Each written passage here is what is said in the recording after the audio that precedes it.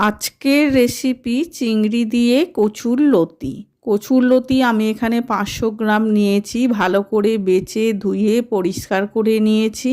এরপর গ্যাস ওভেনে বসিয়ে 1 গ্লাস জল, হাফ চামচ নুন, একটা গোটা পাতিলেবুর রস দিয়ে ঢাকা চাপা দিয়ে দেব।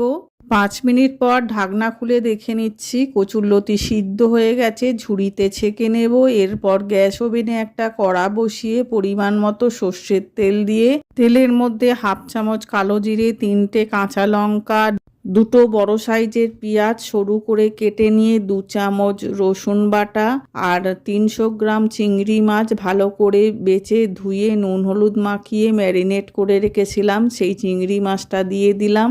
হাফ চামচ করে হলুদ গুঁড়ো, লাল লঙ্কার গুঁড়ো আর নুন আর অল্প চিনি দিয়েছিলাম। দিয়ে ভালো করে কচুর লতি নেড়ে জল শুকিয়ে গেলে রেডি হয়ে গেছে চিংড়ি দিয়ে কচুর লতি। এই দিয়ে 1 থালা ভাত নিমিষে শেষ হয়ে যাবে।